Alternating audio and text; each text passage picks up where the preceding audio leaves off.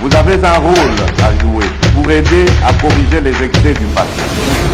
Vous les collègues du Grand Kivu, quittez les groupes armés, je vais le dire.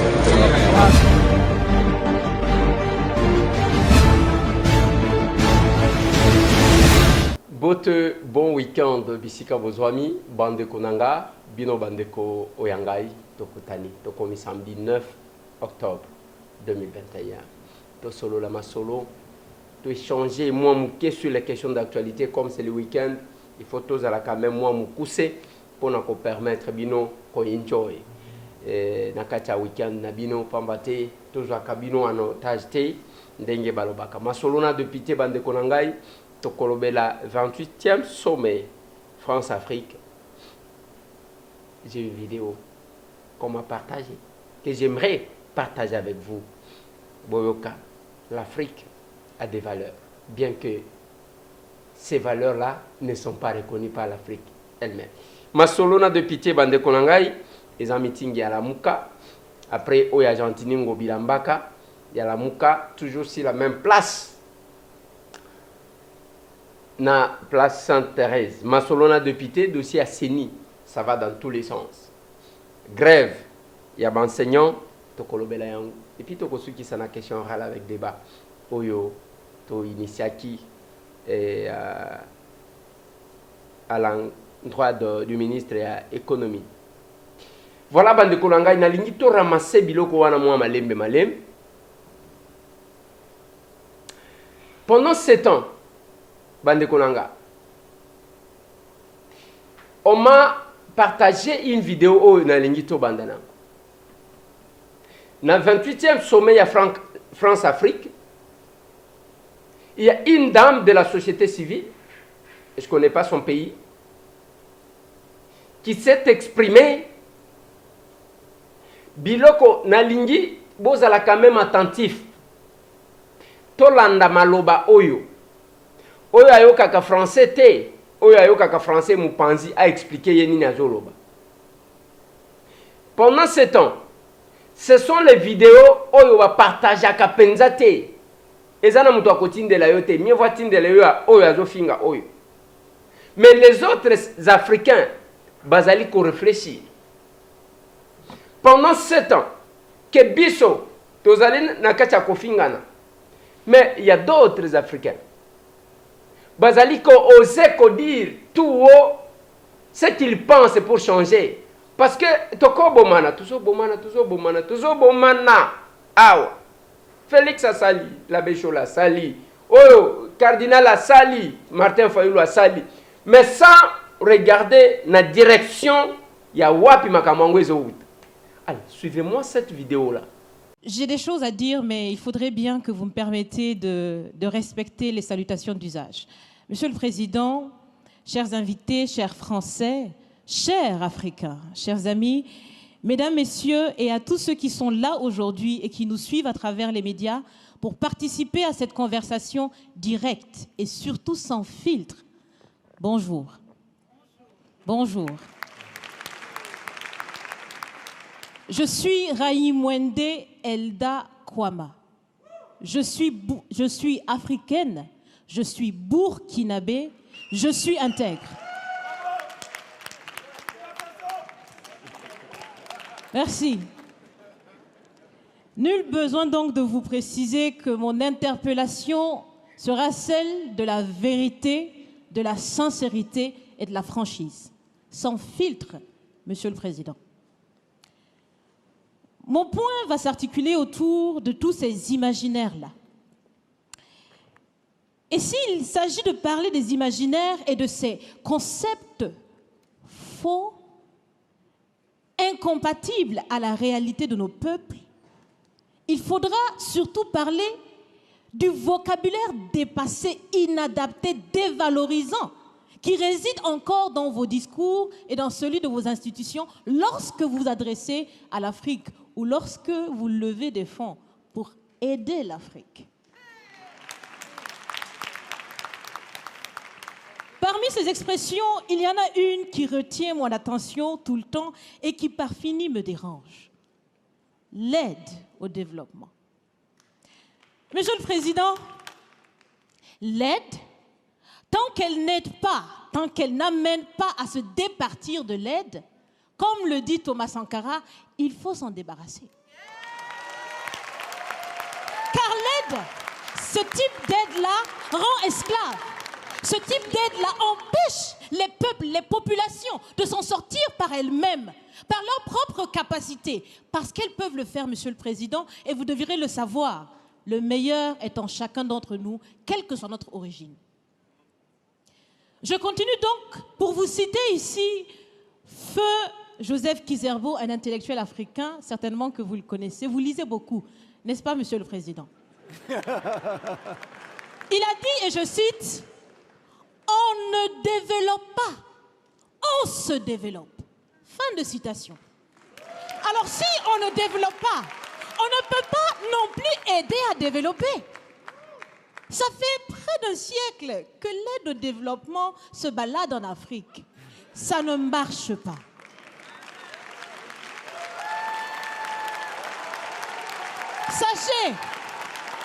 Sachez que l'Afrique se développera par elle-même, par le potentiel local et celui de la diaspora, et certainement dans l'interdépendance avec les autres nations de la planète, mais surtout à travers des collaborations saines. Je répète, saines, transparentes, constructives. Il y a des têtes bien faites, il y a des investisseurs aussi en Afrique. Nous innovons déjà en Afrique. Et si ce n'est pas co-constructif, dans cette relation qu'on imagine, on n'en veut pas. C'est donc fini. C'est donc fini les expressions « Sauvons l'Afrique ». Aidons à développer l'Afrique, il y a tellement de misérables là-bas. C'est fini, Monsieur le Président.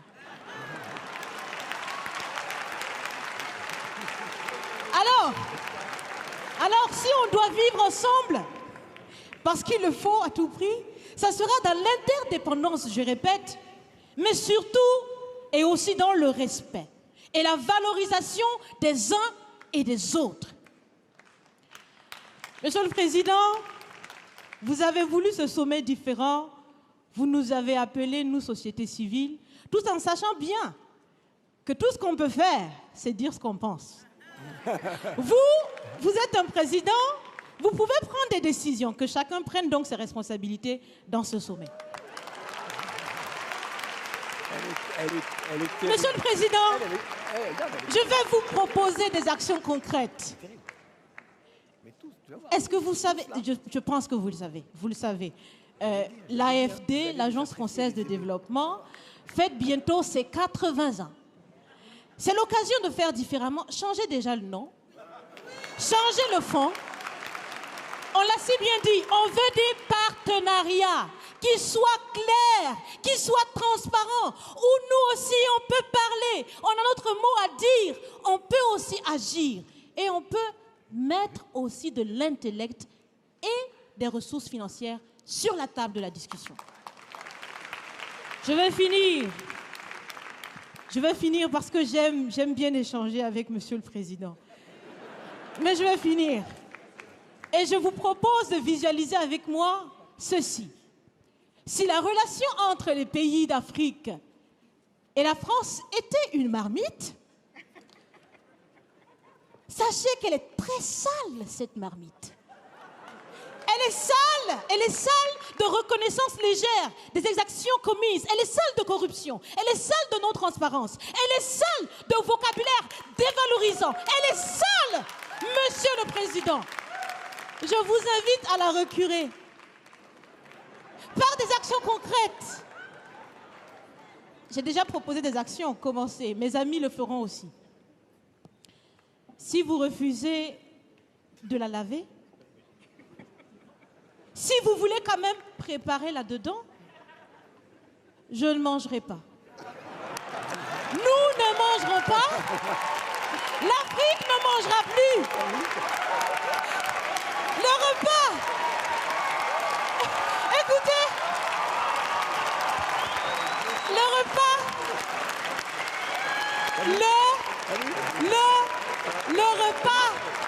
Le repas sera prêt.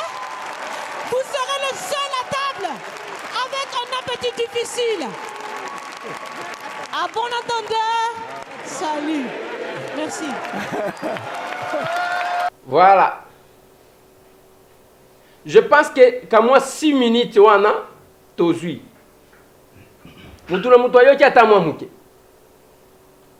Je vais prendre 2-3 points. Oh la dame a dit.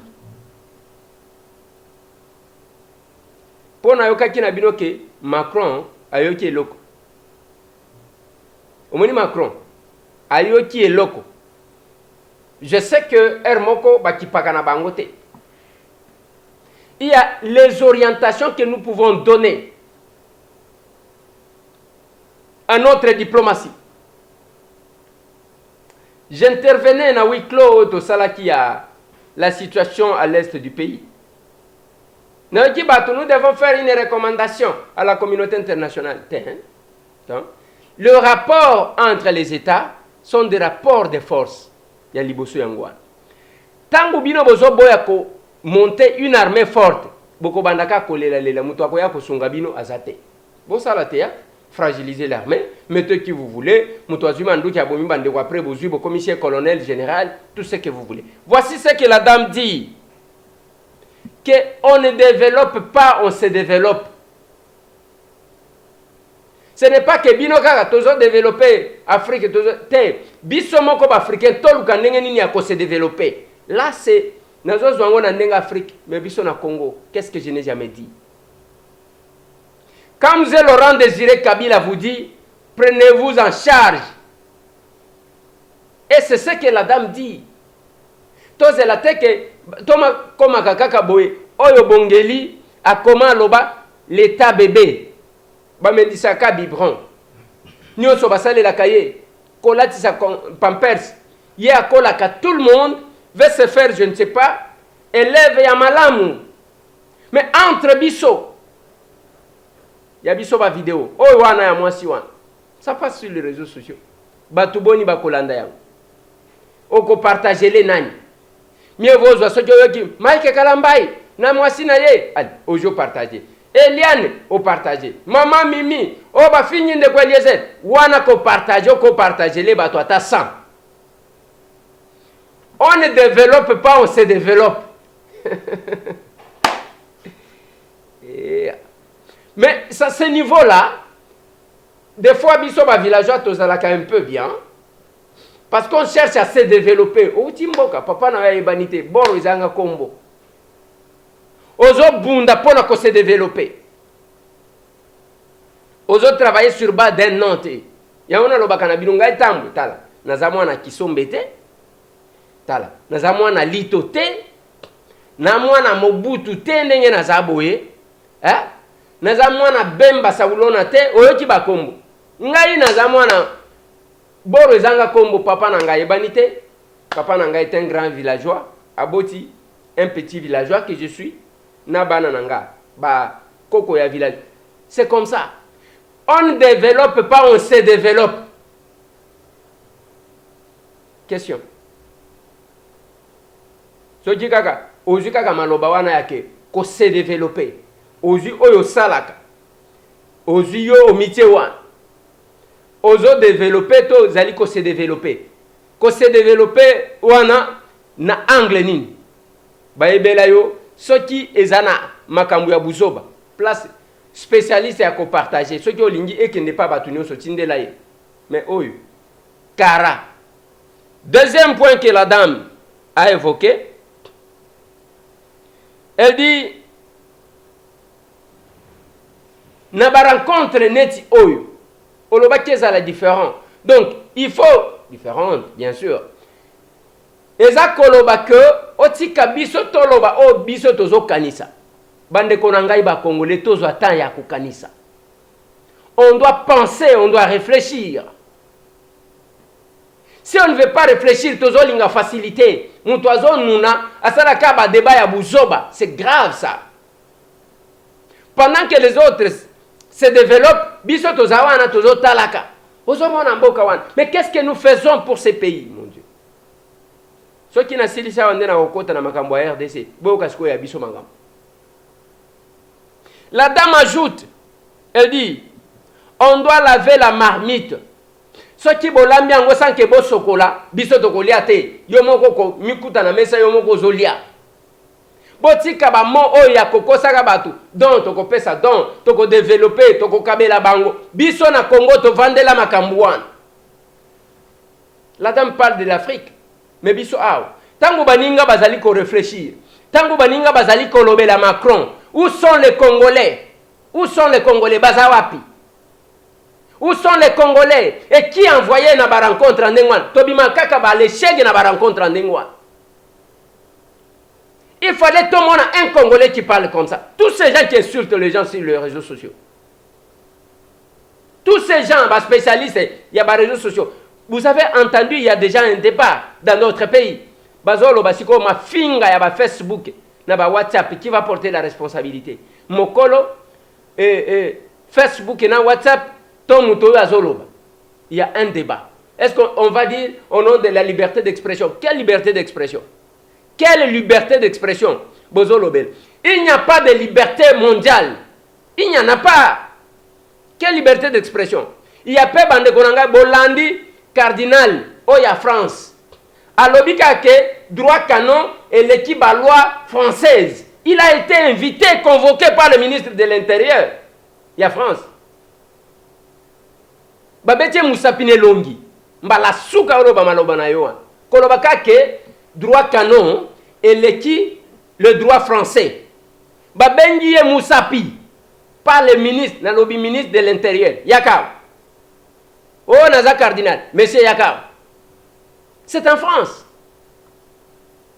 Ou batu mutunyo swazaka kuna. Vous voyez en France, vous voyez. Mais depuis que okei France sango, ou apporter ni na Congo na yo. Voilà baninga le débat. Voilà l'expression. Quand est-ce qu'on verra un Congolais qui regarde Macron comme ça et qui dit des choses qui existent? Nous avons entendu un autre. Macron a le cas, toujours en France. Bande qu'on a vu en Afrique. Monsieur Macron, celui-là est resté, il lui a parlé. Qu'est-ce que nous faisons?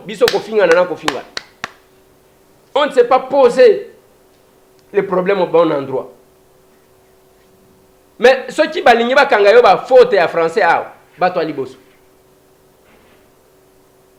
Cette dame qui vous dit que vous devez laver la marmite, il faut osokola nzungu. Bino ndenge condition bo biso bozo kosa. Je vous ai dit je suis allé au Kasai, programme alimentaire mondial. Nde bazo ya kusunga kabatu.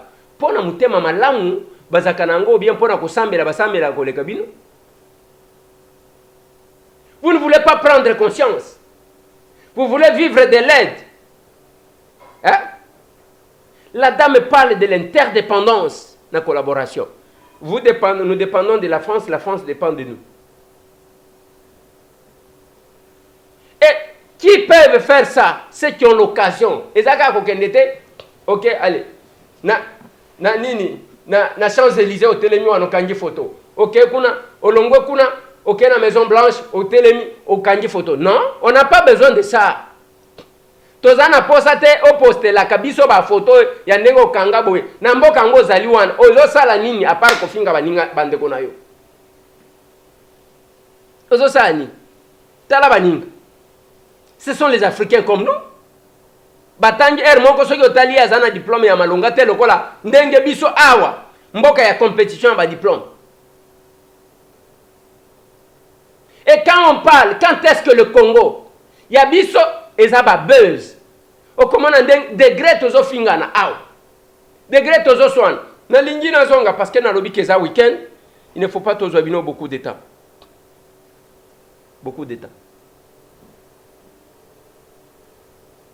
Ce qui aujourd'hui maloba ya cette dame là. Même tant que bazo partager les yo soki olandiang. Yo moko zo milobelani. Que biso na Congo to zaba zobati parce que ya biso soki bimi ya congolais ko so anana ko fingana l'autodestruction. Cette femme là a parlé du début à la fin sans faire mention à la politique, sans critiquer la gestion ce qui ndengeni atali à l'obité. Il faut total plus loin que ça. J'ai autant d'années moi j'ai autant d'années en France, moi ça c'est Kakaboye, ceux qui vont le balo, l'endo moko akosakanate. Mais qu'est-ce qu'on a fait?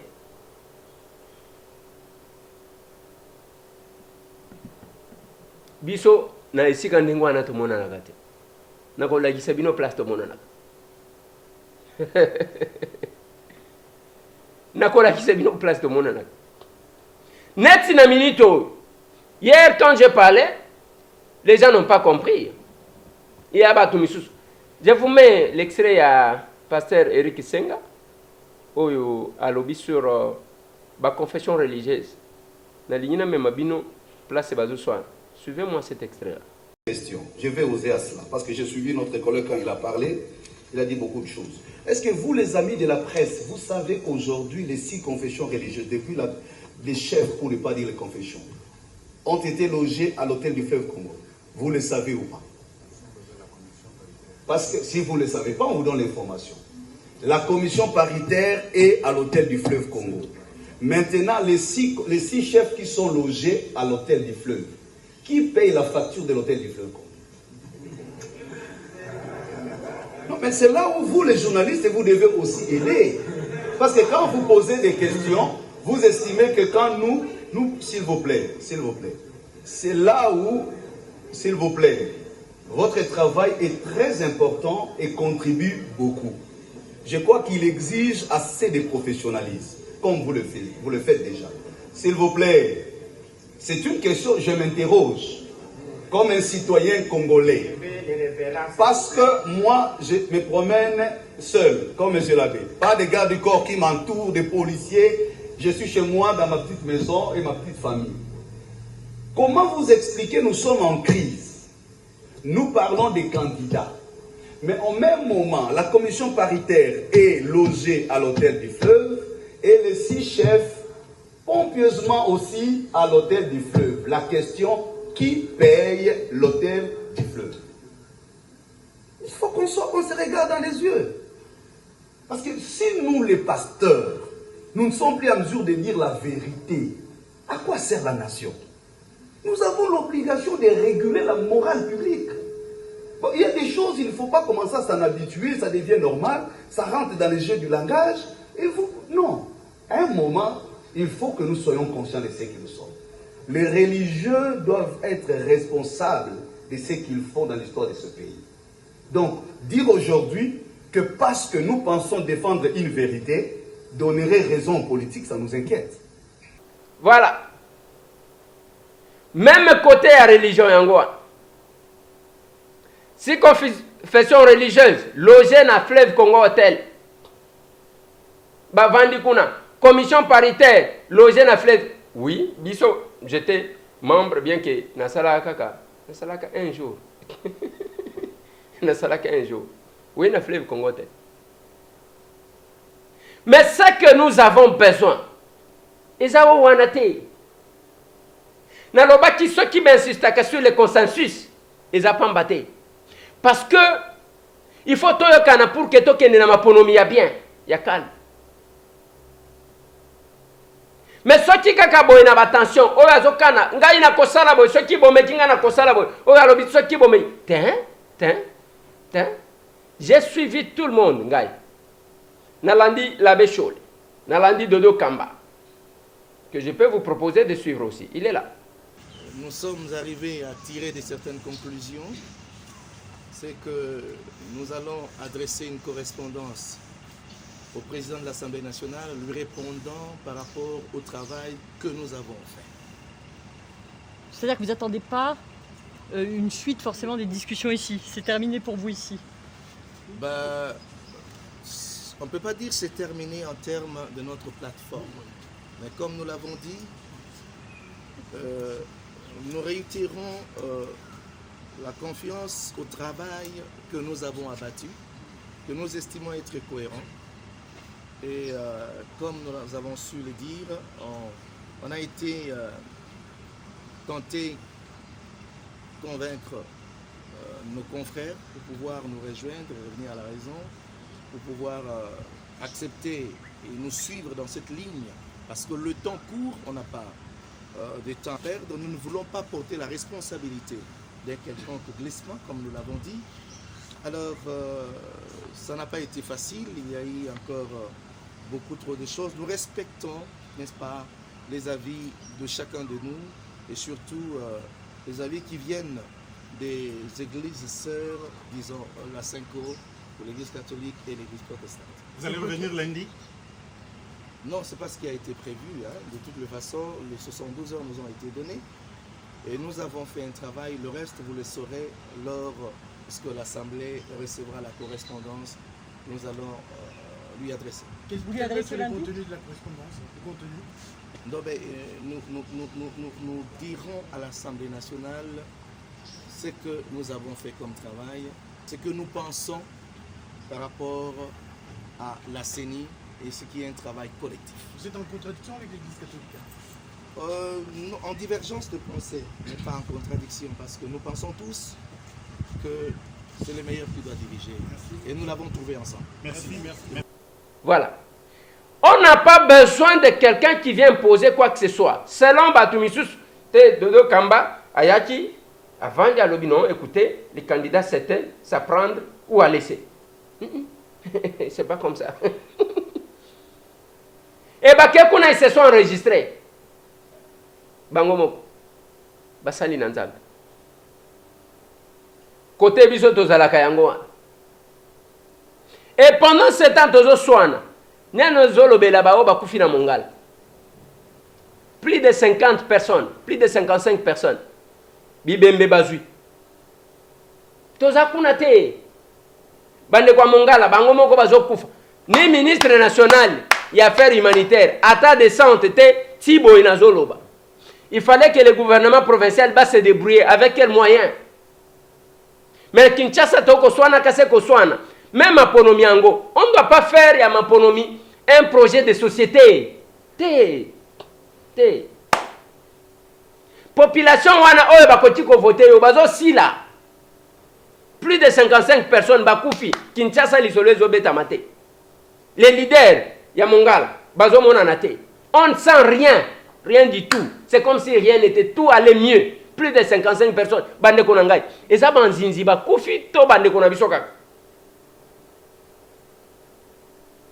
On ne développe pas, on se développe. C'est pas possible. Et quand je vais prendre ça, nous, ressortissants de Mongala, nous disons non à la démarche d'Eliezer. Eliezer a Salinine.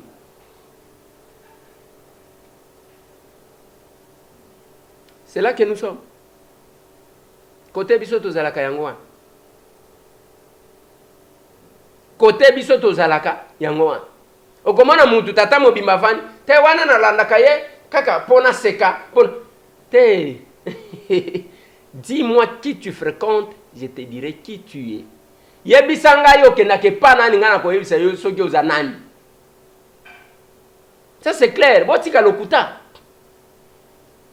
Ozaka na sentiment moko boy parce que ba germe wana ezaka na nzoto ya asala ka buzoba yango pe ozalaka nango yango bokutana akutanaka.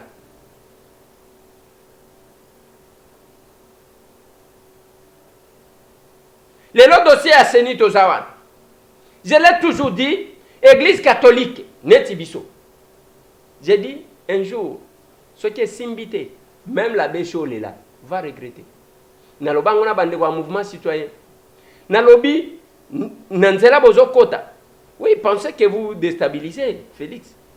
Mais biso na bino tokozonga Nanzela. Je sais comment les Congolais se comportent. Les lots soit qui kaka pouvoir et zongi na maboko ya bato ya Kabila. Okomona Martin Fayulu, l'abbé Cholé ba komi place moko, ba sali déclaration. Yango bakayoko na tshela kibino alobaki. Ketangu bayoka na geza. Wana siko ndeto kovanda. Les linges sales se lavent en famille. J'ai même entendu mon vieux Lisanga Bongang. Azo Kendewan. Alobi, nous sommes derrière les leaders. Le londimi que Martin Fayulu a comme leader na yo. Ba politicien. C'est pas possible. Enga place Nazali. Nazo kanzoto malidi. Ozalaki awa. Pendant que biso toboyaki. Okeko bima ministre. Okomi ministre. Otali sabiso te nini osala ki pendant que olingi poste nini pour que ola ki sabiso que yo zana compétence poste nini Et puis nous va congolais bozanengwan kobeta maboko. Kobeta maboko sans poser aucune question. Muto ayeka kaboy ake moko atiki bino ake kuna. Ayembeli Kabila azui bambongo na ye après zongi akomi non, nous sommes derrière le président. Yo kondima lelo lisanga bonganga loba que aza derrière leadership ya Martin Fayulu. Moi Tambwe qui ai vécu la création des forces actives au changement, qui ai vécu makambo ya dynamique contre pour les dialogues, moi Tambwe qui ai vécu na tambola na bino tangu na yo kaka. Ce moment qu'on a eu kaka okondima te. Non mais c'est pas possible. Na moi kaka boy. Batuna babo sanité. Et surtout que au outil na gouvernement ya bato Kabila. Oye obandi ko luka ko pesa batu leçon. Et bino ba peuple congolais bozo beta maboko. Et qu'est-ce que vous allez me dire? Okoloba nangani. Okoloba nangani. Loba soki bazo soupçonner yo. Mais ça oyo c'est du concret. Azalaki awa na biso. Akase lan awa, ake awa. Tango akomi awa. To ça la bilan ya gestion na ye. Et s'il parle encore de ce peuple-là,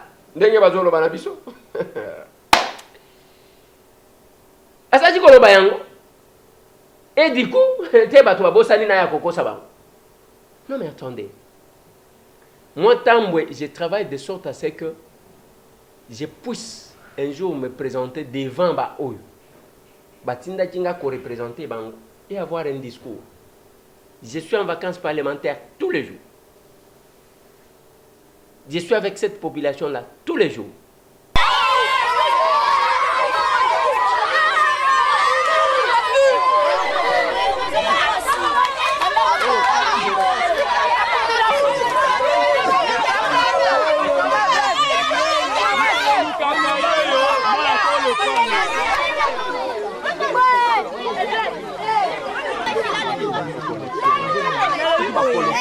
Vous savez que Kinshasa est habité, mais ils ont construit. Alors, ceux qui le font là, ils ont construit.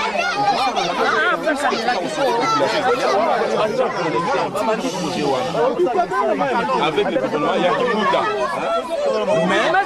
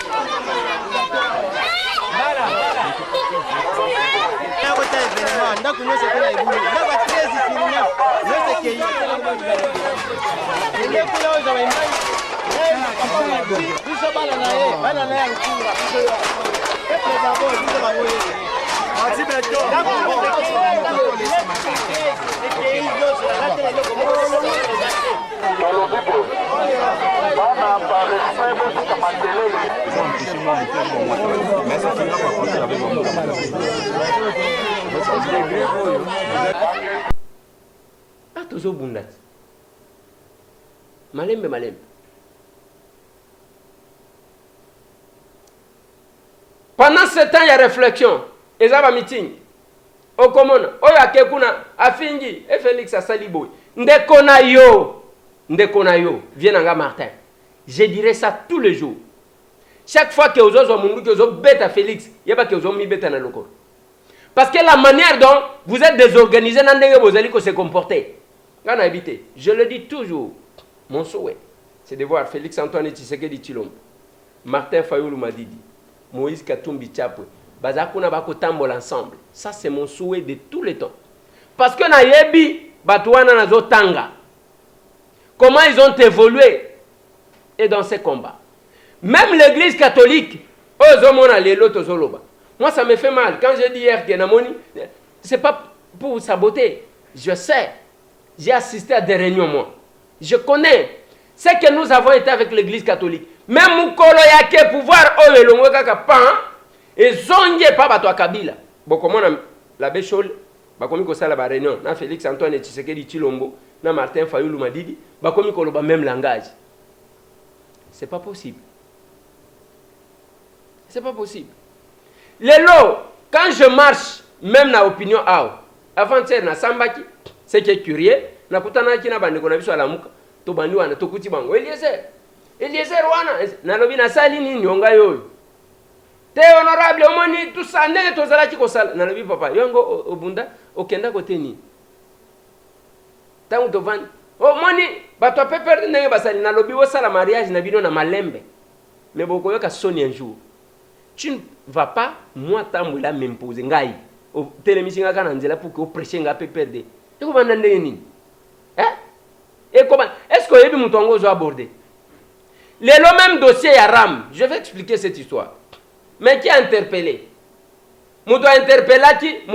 Celui qui a lancé, qui a adressé la question orale avec débat. Azam, tu as peu perdre? Tu as peu perdre? Azam, tu as peu perdre? Union sacrée yango moko ndezali ko sanctionner ba ministre. Et moi je vais accepter que le PPRD abima lokola champion bangonde basali soki nini ntin. Et parmi les gens qui sont intervenus bao baloba kikutu maloba ya makasi eza batu nini ya union sacrée te. Et bino libanda kaka boyale PPRD abani ko manipulé bino abeti bino bo mais c'est pas possible. C'est pas possible.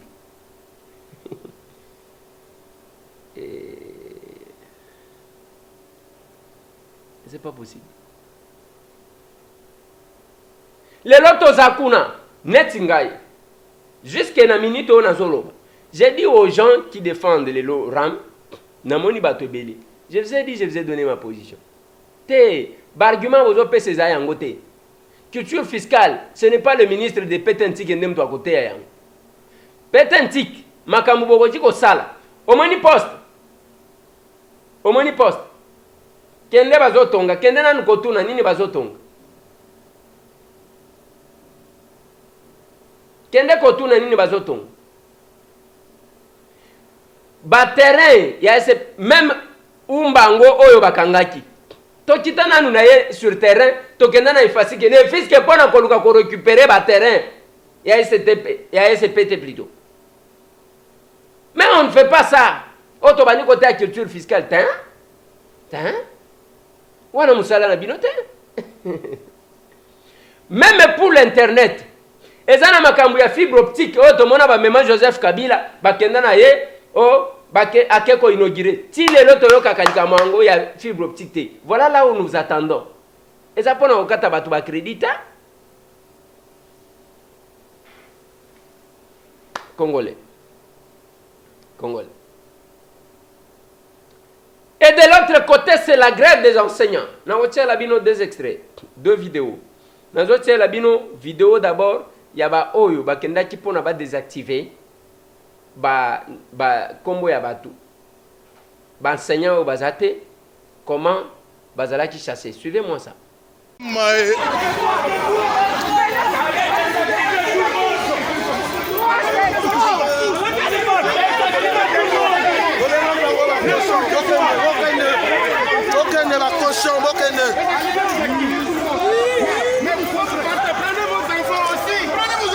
Mais vous partez pourquoi vos ongats?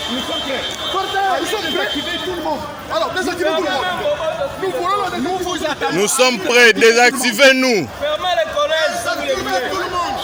Désactivez-nous tous. Désactivez tout le monde. Nous attendons. Désactivez tout le monde. Et prenez vos enfants, allez-y avec. Bayuma. Filmez bien, filmez on sur le réseau. Filmez par haut. À peine vous avez des millions et des millions d'avocats. 3 ans. On va supporter jusqu'à quand? Alors qu'on m'appelle un téléphone. Voilà, ben un bila. Désactivez tout le monde. Bon, on a besoin de ça. Bolongo a besoin sur votre chaîne. Oh, gratuité, maman.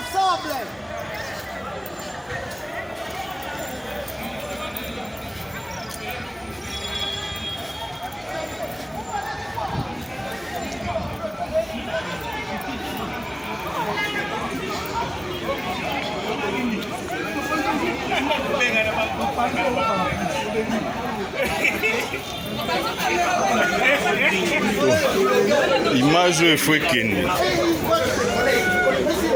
image totega image na top totega image. Voilà. Boyende ba bengana ki bandeko wana kuna. Boyokina ba propos na ba menace. Mais nous avons appris qu'on a désactivé batangi même comme il y a quelques personnes na ba radio. Pour le collège Boboto, l'enseignant Ilunga Mvita Kabambani, l'enseignant Kabulu Ntambwe Tete sont des activités du fichier de la paix. Pour les lycées Sacré-Cœur, nous avons l'enseignant Bantete Bangebeni. Nous avons l'enseignant Atanyoyi Omakinda. Et tous ceux qui ne vont plus se présenter doivent subir la même rigueur de la loi. Et ce que nous disons, tout ce que nous venons de dire, c'est sur base des constats d'absence signés par leur chef d'établissement. Nous en appelons maintenant à tous les gestionnaires, à tous les inspecteurs principaux provinciaux, des sous-provèdes, des inspecteurs de pôle et tous les responsables de CECOPE au niveau national comme provincial de pouvoir s'investir pour que cette rentrée soit effective. Mais suivez la réaction du cardinal. Les acteurs sociaux se sont concertés, ils ont évalué la situation et le syndicat des enseignants catholiques est arrivé à la conclusion que les conditions ne sont pas réunies pour une rentrée scolaire comme prévu. Ils ont décidé, et nous savons quand même que dans ces pays, le droit de grève est constitutionnel. Et dans ces conflits, je crois que quand on lit les journaux, les réseaux sociaux, on a l'impression que dans notre pays, il y a une tendance à mélanger les genres.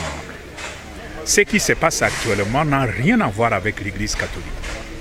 C'est un conflit de travail entre un employeur qui est l'État et ses employés qui sont les enseignants. Donc, il ne s'agit pas d'un conflit entre le gouvernement, l'État congolais et l'Église catholique. Il y en a qui font de mauvaises lectures et comme malheureusement ça devient une habitude chez nous, quand on est devant un cas comme ça, on commence tout de suite à insulter l'Église catholique, à insulter le cardinal, à insulter les évêques. Moi, je crois que nous descendons trop bas avec cette culture. Pour nous, Église catholique, nous sommes en dehors de ce conflit. C'est un conflit de travail entre un employeur, l'État, et ses employés qui sont des enseignants. Et la grève, à moins qu'on me dise le contraire, la grève est un droit constitutionnel dans notre pays. On ne peut pas intimider quelqu'un parce qu'il fait la grève, à moins que ce soit une grève anarchique. Mais s'il a respecté les conditions nécessaires pour une grève, c'est le droit des enseignants. Tout ce que je demande, et j'en appelle aux uns et aux autres, le gouvernement, le ministre de l'enseignement primaire et secondaire, et les enseignants, c'est plutôt privilégier le dialogue. C'est à travers le dialogue qu'ils trouveront des solutions. Voilà. Ouais. Mais là, le cardinal a raison. Objectif. Grève, c'est un droit. Reconnu par la Constitution. Je crois à l'article 36 de la Constitution. Et ça, droit reconnu. On ne peut pas réserver un tel traitement n'abatou parce que ça li grève. On négocie. Wana tozali ko aggraver la situation. Mais on doit se poser des questions. Est-ce que l'enseignant n'a pas une situation mabe, oui ou non? Oui, il a une situation mabe. Est-ce que il a droit à revendiquer, oui ou non? Oui, il a droit à revendiquer. Mais qu'est-ce qu'il faut faire? Il faut te forcer bango, to sala net tozo bangi. Voilà ce qu'il y a eu, un incident qui s'est créé ndengwa. Même les gens qui ont remplacé d'autres, oh bon annoncé biso. Mais besoin exposer bango. Oui, chacun aussi est libre selon le syndicalisme. Chacun est libre d'adhérer ou pas à un syndicat, d'obéir à un... On ne peut pas imposer un mot d'ordre na ba o bazaba membre à syndicat na yote. Il faut souligner ça. Tu ne peux pas imposer. Au quoi imposer bangote. Mutuaza libre. Ya quoi adhérer na syndicat na yo, tout comme aza libre te. Ba o ba ko ki obéir na mot d'ordre na yo, ka ba membre à syndicat na yo. Ce n'est pas tout le monde. Il faut souligner ça. Mais totika lindengwan. Oh balobi. Oh kuna balobi. Oh tozo swana na nyonso. Makambo seni tozo swana. Ya éducation abana na biso tozo swana. Yani ya kosambela tozo swana.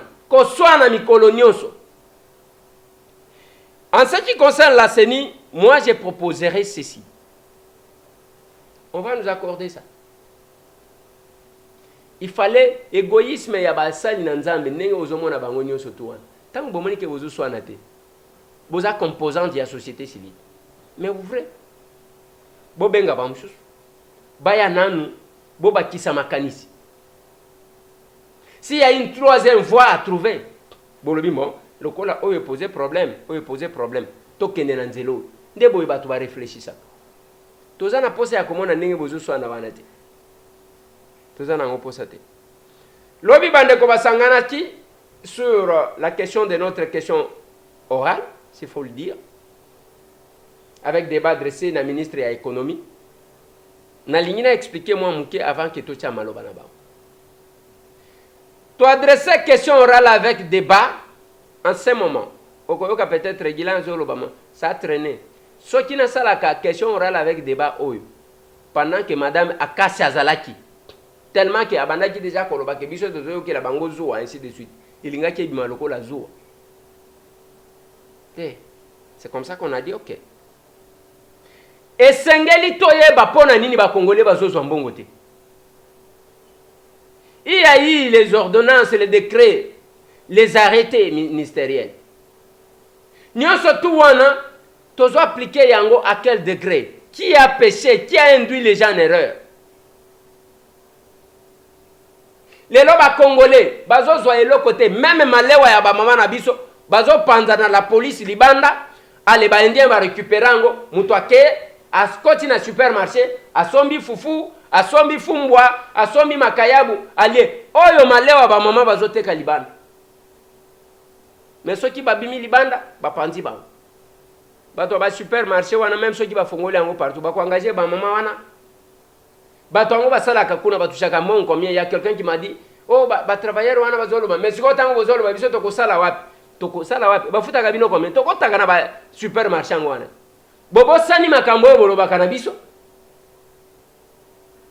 bobo sani tous ces gens qui se débrouillent comment boutique ekufi oyo ekufi ciment bango masanga bango nyonso bango sucre bango nyonso na makala nyonso. Alors, les lois servent à quoi? Il y a un autre chose de la ministre. Les lois congolais, même ba bazaki na ba magasin, ba comment na ba teki ba keko yebsa, bailleur na yo. Afuta ka yo combien? $200. Non, moi je peux te payer 400. Bailleur wana bimisio. Muntu wana ba ko bimisa keko teka na balabala. Ye aya koti wana ba nikoteka. E ndenge bazo sala kana bandeko na bango. Bandeko na bango nde bazana ba usine wana bozomona. Biloko ya plastique. Bako pesa na prix boye na congolais, na ndeko na ya pesi prix boye parce que comme na ndeko na ye azoteka na prix ya usine. O bazo pesa la congolais. C'est parce que bayebi nini bazo sala. Bandeko nanga, on a tout intérêt de comprendre ça. Suivez-moi ce qui s'est passé hier. Vous ne trouverez jamais un étranger au Nigeria avec un grand magasin en train de vendre de n'importe quoi, en détail ou bien en quoi. Non, ce n'est pas comme ça. Mais ici, chez nous, les Congolais sont pénalisés.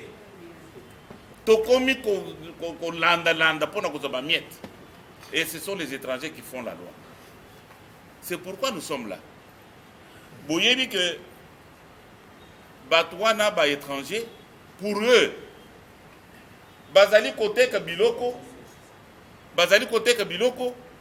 na bandeko na bango na prix mususu. C'est ce qu'on appelle discrimination des prix. Bon,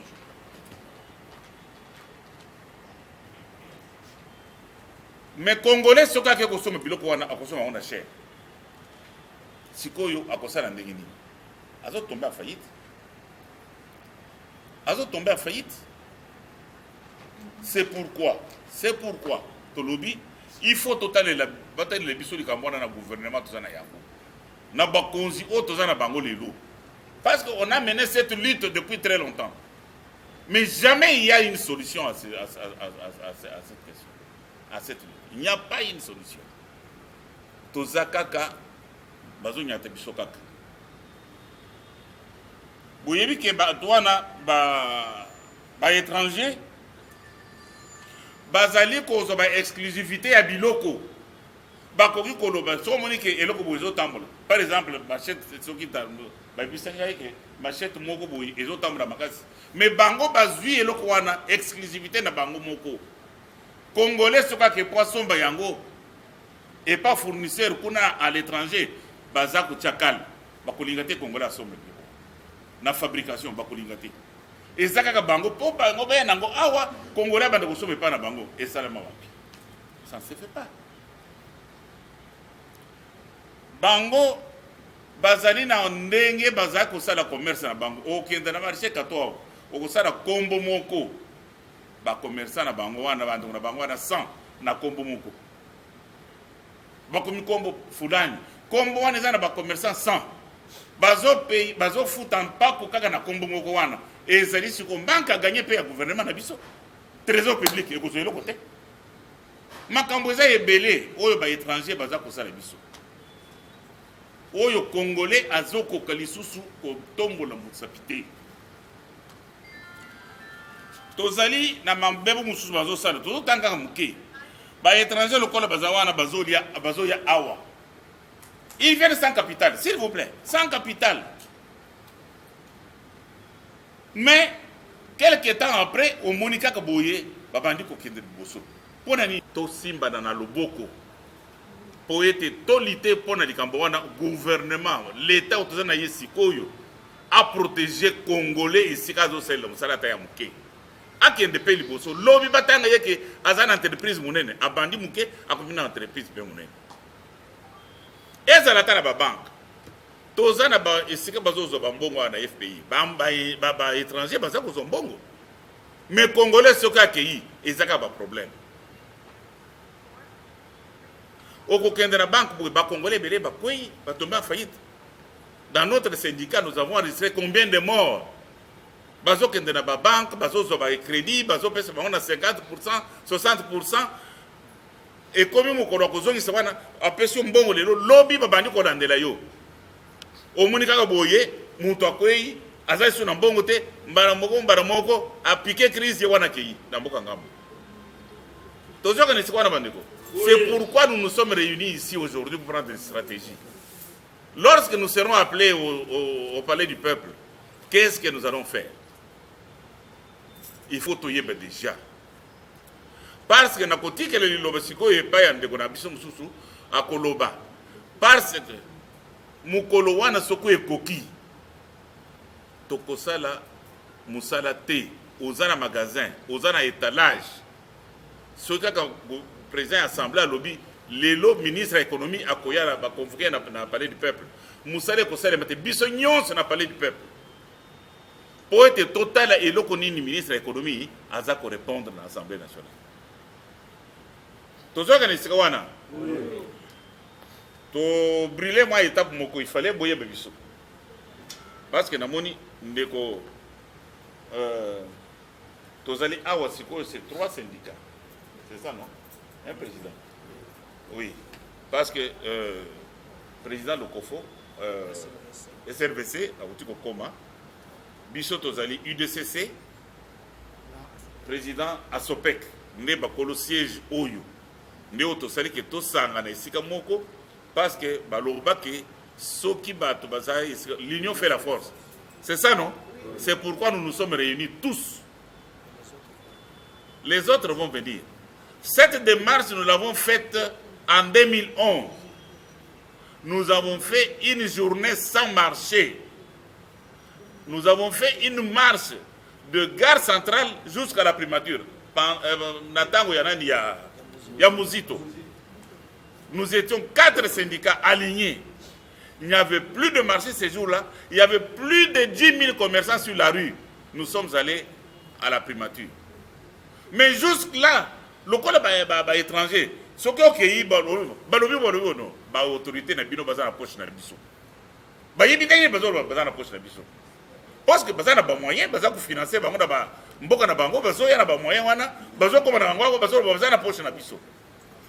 Les Cambouana babimisi arrêté tout ça na yango awa makabunyo sezali awa batiki brèche moko po ete ba étranger ba vendre biso kana mitu congolais asale loko ata moko te mais pomboka ekende liboso la classe moyenne que vous êtes la classe moyenne que nous sommes il faut toye bande to se comporter pour être to comme ba entreprise na minene mutako bandara nguba lobby akomina woyo. Est-ce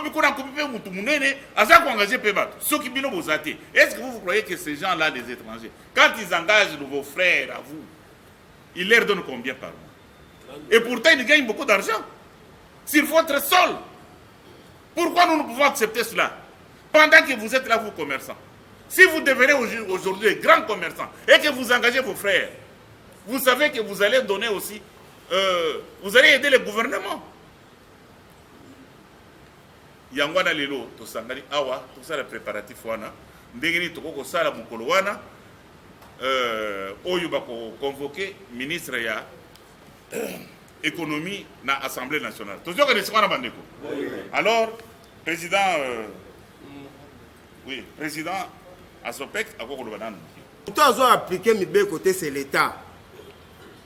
Les syndicats ça ko dénoncer sur ba ministre Songolo asa ko appliquer té.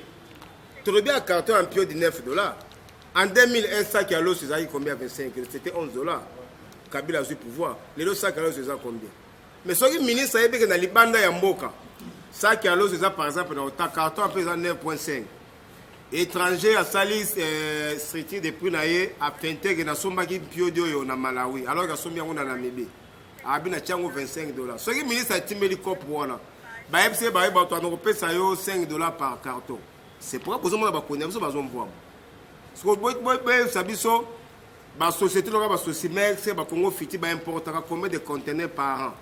Et ce qui va proposer la ministre de l'Europe, c'est $5 par carton. Alors, c'est des articles que le peuple congolais a souffert.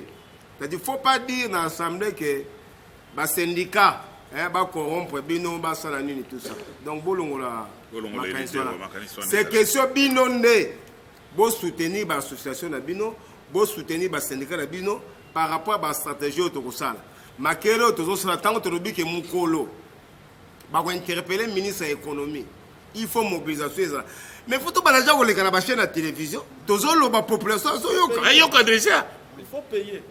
Il faut payer avec l'argent. Tu as foutu un bon. Non, on paye ça bon. Bino. Bino, on paye ça bon. Tu as la télévision. Tu sais, communiquer, tu sais, track. Tu sais, communiquer syndicat et l'équipe, tu sais, les mobilisations. Moukolo yango Kinshasa, on va vendre Kimia. Kuna l'Assemblée, ministre Azotoka. Et là, on est estimé tout ça. C'est très important. Ordre de mission à ministre provincial et à l'économie. Signé le 1er septembre, n'est-ce pas? Alors, tant que vous avez ordre de mission, il y a un Moutou. Ordre de mission signé le 1er septembre. Durée de la mission, 20 jours. Soyez les laisses au Yambaye. Est-ce que maintenant on fout en haut? Vous comprenez? Ça dit, Makambo est allé à la taxation, banini, tout le jour, Moussou, hein? Tout bénéficie bino boy. Tout ça, les formations, tout le monde, Makambo, il y a des taxes, des impôts, des droits, des redevances. On peut s'amener un exemple, dans le secteur, il y a DGI. Tout le monde fout un impôt sur les bénéfices et profits. Bénéfices des années. Prix de vente ou un prix d'achat. Il y a des bénéfices, n'est-ce pas? Mais tant que vous déclarez un impôt sur les bénéfices, vous avez 1% sur les ventes. Est-ce qu'il y a des bénéfices? Tout ça, c'est dans le secteur commerce, c'est belé. Donc, vraiment, ici, tant que vous tenez une réunion, vous évitez de propos, vous avez président Kanda. Et puis, ils ont découragé. Tant que vous avez syndicat, le collaborateur ko sangana na biso de sangana binote biso za syndicat. Peut-être syndicat national des vendeurs du Congo, c'est le syndicat le mieux implanté n'engé to vendia. Biso toza implanté dans 129 marchés, toutes les 24 communes à ville à Kinshasa. De sorte que paralysé, tu paralysé. Mais tu le dis que pour tout longa, il faut tout d'abord. Attends, tu as un na Kinsuka. Quand on connaît Kinsuka, tu dis que la Kinsuka soit pèse mot d'ordre. Bato baza Kinsuka ba sa nini ba koyoka. Oya sala kana gombewa. Tu dis que kanga kwa moko boy. Yo mto na Kinshasa to sanga na biso nyoso, to longa bitumbo. Ministre zo samba kuna biso koto na libanda. Ba moi na banderole. Na kata pa du peuple kuna toza likolo. Tozolanda makambo ndenge za koleka. Là tokolonga. Soki tolongi de kambwana, to bandi suko makambo ya ba taxe. Ya moni memo na pesi ya makambo ba contrôle debo to sana ministre lelo ya ngwana. C'est-à-dire to makambo commerce, to ke makambo ya ba taxe, ndenge bazo futisa ba taxe yango. Donc ezé ba tena na osala contrôle. Na police judiciaire. Azo ya kosala. Ovandi kaka boye convocation yé. Mais la loi ba lobby, police judiciaire pour y pas na yo. Il faut en réquisition à procureur, direction saisie par l'administration fiscale. Voilà. Moussala biso tozo sala yango wana. Sans que ça la concurrence na mutu. Mais nous faisons un effort pour que to sala oyo population na biso senga ki biso ko sala. Quand j'obéis à la volonté de ceux qui m'ont délégué, je suis très content. Nazo suki sawana, plus 243 998 311 330. Lobi bokozo image ya inauguration ya forage na projet pesa biso mai malamu kuna na mpasa auto kenda qui nous avons été invités pour na servir cette population là parce que quand le mandat est national ça donne ça. Demain ne ratez pas. Tout le monde.